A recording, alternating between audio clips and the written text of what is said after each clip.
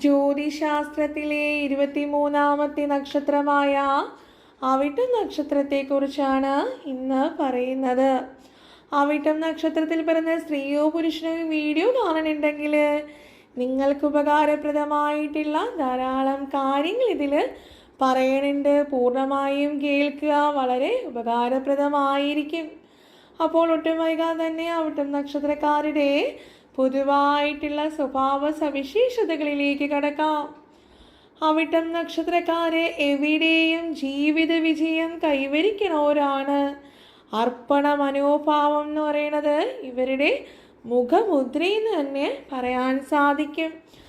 ഏതൊരു കാര്യവുമായിക്കൊള്ളട്ടെ, അത് തുടങ്ങുന്നത് മുതൽ ലക്ഷ്യം നേടിയെടുക്കുന്നത് വരെയും ഒരുപോലെയുള്ള അർപ്പണ മനോഭാവത്തോടു കൂടി വളരെയധികം കഠിനമായി ആത്മവിശ്വാസത്തോടു കൂടി പ്രയത്നിക്കണവരാണ് ഈ അവിട്ടം നക്ഷത്രക്കാര്. വളരെ നല്ല ഭാഗ്യമുള്ള ഈശ്വരാനുഗ്രഹമുള്ള ഒരു നക്ഷത്രമാണ് അവിട്ടം നക്ഷത്രം. കുറച്ചൊക്കെ അസൂയാലുക്കളും കൂടിയാണ് ഇക്കൂട്ടര്. മാത്രമല്ല ആത്മാഭിമാനികളാണ്. അതുപോലെ തന്നെയാണ് മറ്റുള്ളവരാൽ തങ്ങളെ ബഹുമാനിക്കപ്പെടണം, മറ്റുള്ളവര് വളരെയധികം ബഹുമാനം നൽകണം എന്നൊക്കെ അത്യധികം ഉള്ളിൽ ആഗ്രഹിക്കണവരും കൂടിയാണ് ഇവർ. പക്ഷേ ഇവരുടെ ഒരു പ്രശ്നം എന്ന് പറഞ്ഞാൽ ഏകാന്തത.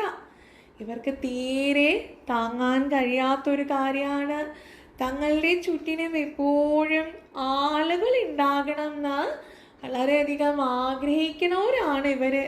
എപ്പോഴും ആളുകളുടെ ഇടയിൽ ഇങ്ങനെ സമയം ചിലവഴിക്കാൻ ആഗ്രഹിക്കും. സ്വന്തമായിട്ട് കാര്യങ്ങൾക്കൊരു തീരുമാനം എടുക്കാനൊന്നും ആരുടെയും സഹായമോ ഉപദേശങ്ങളോ ഒന്നും ഇക്കൂട്ടർക്ക് വേണ്ടി വരാറില്ല. എടുത്ത തീരുമാനങ്ങളിൽ ഉറച്ചു നിൽക്കുകയും അതിനെ വിജയത്തിലെത്തിക്കുവാനും ഇവർക്ക് നന്നായിട്ട് അറിയാം. അതൊക്കെ ഒരു വ്യക്തിയെ സംബന്ധിച്ചിടത്തോളം വളരെ നല്ല ഗുണഗണമാണ്. ഇക്കൂട്ടർക്ക് ബിസിനസ് അത്ര ശോഭിച്ച് കാണാറില്ല പൊതുവേ. പക്ഷേ സർക്കാർ ജോലികളിലൊക്കെ വളരെ കേവന്മാരായിട്ട് തിളങ്ങുവാനുള്ള സാധ്യത കാണുന്നുണ്ട്. അത്തരത്തിലുള്ളൊരു നക്ഷത്രമാണ് ഇത്. ഇക്കൂട്ടരുടെ സംസാരവും രീതികളും ഒക്കെ തന്നെ മറ്റുള്ളവർക്ക് വളരെ ഇഷ്ടമുള്ളതായിരിക്കും. കൂടെ ജോലി ചെയ്യുന്ന സഹപ്രവർത്തകർക്കായിക്കൊള്ളട്ടെ, മേലുദ്യോഗസ്ഥന്മാർക്കായിക്കൊള്ളട്ടെ, എല്ലാവർക്കും ഇവരോടൊരു പ്രത്യേക മമതയും ബഹുമാനവും ഒക്കെ തോന്നാറുണ്ട്. മാത്രമല്ല ബുദ്ധിശക്തി എന്ന് പറയണത് എടുത്ത് പറയേണ്ട ഒരു കാര്യമാണ്. അവിട്ടം നക്ഷത്രക്കാരെ സംബന്ധിച്ചിടത്തോളം ഇവരുടെ ബുദ്ധിശക്തി മുന്നിട്ട് നിൽക്കും. ബുദ്ധിശക്തിയിൽ ഇവരെവിടെയാണോ ആ ചുറ്റുവട്ടത്ത് ഇവർ ബുദ്ധിശക്തിയുടെ കാര്യത്തിൽ അറിയപ്പെടും. ഒരല്പസ്വല്പം അസൂയ പോലെ തന്നെ ഇക്കൂട്ടർക്ക് പ്രതികാര ബുദ്ധി ഉണ്ടായിരിക്കും. ഇവർക്കൊരാളോട് വൈരാഗ്യമൊക്കെ തോന്നിക്കഴിഞ്ഞാൽ അത് പുറമേ അങ്ങനെ പ്രകടിപ്പിക്കാറില്ല എന്നുണ്ടെങ്കിലും ആ വൈരാഗ്യം ഉള്ളിൽ ഇങ്ങനെ സൂക്ഷിക്കും. മാത്രമല്ല എന്താണ്, ഇവർക്ക് തർക്കങ്ങളൊക്കെ പരിഹരിക്കാൻ ഒരു പ്രത്യേക വൈദഗ്ധ്യം തന്നെ ഉണ്ടായിരിക്കും. അക്കാര്യത്തിൽ ഇവരെ പേര് കേൾക്കാനിടയുണ്ട്. തർക്ക പരിഹാരങ്ങൾക്ക് കേമന്മാരാണ്. ഇവരുടെ ഒരു പ്രശ്നം തന്നെ പറയാൻ പറ്റുന്ന ഒരു കാര്യമാണ്, പണത്തിന് ഇക്കൂട്ടര് വലിയ പ്രാധാന്യം കൊടുക്കും. അതുകൊണ്ട് തന്നെ പണം സമ്പാദിക്കാന്ന് പറയുന്ന ഒരു കാര്യത്തിൽ ഇവർ ഏതൊരു വളഞ്ഞ വഴിയും സ്വീകരിക്കും. പലപ്പോഴും അത് ചില അബദ്ധങ്ങളിലൊക്കെ കൊണ്ട് തന്നെ എത്തിക്കാറുണ്ട്. അവിട്ടം നക്ഷത്രക്കാര് പലപ്പോഴും മനുഷ്യബന്ധങ്ങളെക്കാട്ടിലും സ്നേഹങ്ങളെക്കാൾ കൂടുതൽ പണത്തിന് പ്രാധാന്യം കൊടുത്ത് കാണാറുണ്ട്. പൊതുവെ അവിട്ടം നക്ഷത്രക്കാരെ കണ്ടുവരുന്നത് വിവാഹ ജീവിതം വളരെ വൈകിയായിരിക്കും ഇക്കൂട്ടർക്ക് ഉണ്ടാകാറുള്ളത്.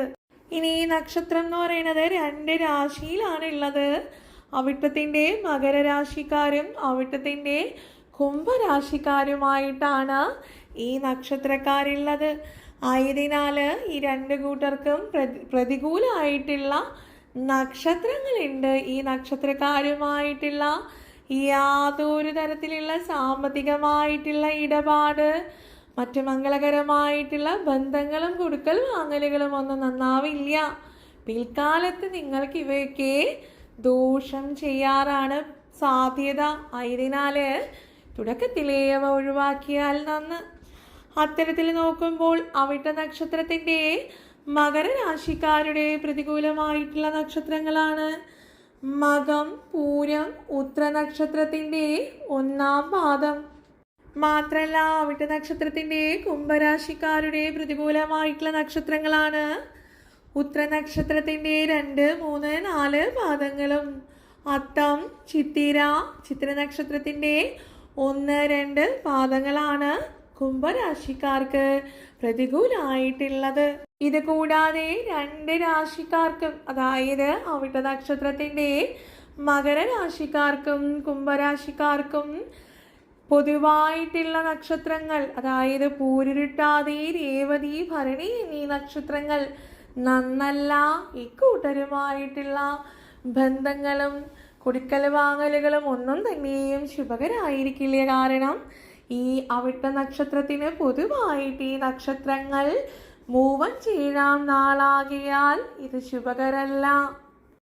ഇത് കൂടാതെ വളരെയധികം ഭാഗ്യമുള്ള നക്ഷത്രമാണ് അവിട്ട നക്ഷത്രം. എന്നിരുന്നാലും ചില സമയങ്ങളിൽ ചില തടസ്സങ്ങൾ, സാമ്പത്തികമായിട്ടായിക്കൊള്ളട്ടെ, തൊഴിൽപരമായിട്ടായിക്കൊള്ളട്ടെ, വിദ്യാഭ്യാസപരമായിട്ടും ഒക്കെയും ജീവിതത്തിൽ പൊതുവെ ആഗ്രഹങ്ങളൊക്കെയും നടക്കാതെ വരിക, എല്ലാത്തിനും ചില തടസ്സങ്ങൾ ഉണ്ടാകുക, മനക്ലേശങ്ങൾ ഉണ്ടാകുക തുടങ്ങിയവയൊക്കെയും കാണാറുണ്ട്. ആയത് എന്താണ്? ഈ സമയങ്ങളിൽ നിങ്ങൾക്ക് ദശാപഹാരങ്ങളാണ്. എപ്പോഴും നമ്മൾ ശ്രദ്ധിക്കേണ്ടുന്ന ഒരു കാര്യമാണ് ദശാപഹാര സമയത്ത് ആ അപഹാരകനെ അനുകൂലാക്കി നിർത്തുക. അവർ പ്രതികൂല സ്ഥാനത്തേക്ക് നീങ്ങിയാൽ നന്നാവില്ല, ശുഭകരമായിട്ടുള്ള കാര്യങ്ങൾ നടക്കില്ല, തടസ്സമാകും. അതിനാൽ അവയെ അനുകൂലാക്കാനുള്ള പ്രതിവിധികൾ എത്രയും വേഗം ചെയ്യുകയാണ് നല്ലത്. അത്തരത്തിൽ നോക്കുമ്പോൾ അവിട്ട നക്ഷത്രക്കാർക്ക് പൊതുവേ കാണണ ഒരു ദശാപഹാരങ്ങളാണ് വ്യാഴം, ബുധൻ, ശുക്രൻ എന്നീ ദശാപഹാരങ്ങൾ. ഇതിൽ അവിട്ട നക്ഷത്രക്കാർക്ക് വ്യാഴത്തിൻ്റെ ദശാപഹാരമാണ് എന്നുണ്ടെങ്കിൽ മഹാവിഷ്ണു ക്ഷേത്ര ദർശനം നടത്തുക, സാക്ഷാൽ ഭഗവാനെ മനസ്സുരുകി പ്രാർത്ഥിക്കുക. മാത്രമല്ല വ്യാഴാഴ്ച ദിനങ്ങളിൽ ക്ഷേത്ര ദർശനം നടത്തിക്കൊണ്ട് ഭഗവാന് സുദർശന പുഷ്പാഞ്ജലി കൂടി കഴിപ്പിച്ചാൽ വ്യാഴം നിങ്ങൾക്ക് അനുകൂല സ്ഥാനത്തേക്ക് ഭഗവാൻ മാറ്റിത്തരുന്നതാണ്. ഈ വ്യാഴത്തിൻ്റെ പ്രത്യേകത എന്ന് പറഞ്ഞാൽ വ്യാഴം ആരാണ്? വ്യാഴാണ് നമ്മൾക്ക് തൊഴിലായിക്കൊള്ളട്ടെ, സാമ്പത്തികമായിക്കൊള്ളട്ടെ, മേൽമേൽ ജീവിതത്തിൽ ഉയർച്ച ഉണ്ടാകണമെങ്കിൽ വ്യാഴം കനിയണം. അപ്പോൾ തീർച്ചയായിട്ടും അവിട്ട നക്ഷത്രക്കാര് വ്യാഴാഴ്ച ദിനങ്ങളിലെ വിഷ്ണു ക്ഷേത്ര ദർശനം മുടക്കാതെ നടത്തിയാൽ വളരെയധികം ശുഭകരമാണ്. മാത്രമല്ല ഇനി അവിട്ട നക്ഷത്രക്കാർക്ക് ബുധൻ്റെ ആണ് അപഹാരം എന്നുണ്ടെങ്കിൽ നിങ്ങൾ പ്രാർത്ഥിക്കേണ്ടുന്ന ദേവൻ ശ്രീകൃഷ്ണ ഭഗവാനാണ്. ഭഗവാനെ മനസ്സുരുകി പ്രാർത്ഥിക്കുക. കൂടാതെ ഈ ബുധൻ്റെ അപഹാരകാലങ്ങളിൽ ഭഗവാന്റെ ക്ഷേത്ര ദർശനം നടത്തുക, അവിടെ അഷ്ടോത്തരാർച്ചന കൂടി കഴിപ്പിക്കുക. ഭഗവാൻ നിങ്ങളിൽ അനുഗ്രഹീതനായിക്കൊണ്ട് നിങ്ങൾക്ക് ബുധനെ അനുകൂല സ്ഥാനത്തേക്ക് മാറ്റിത്തരുന്നതാണ്.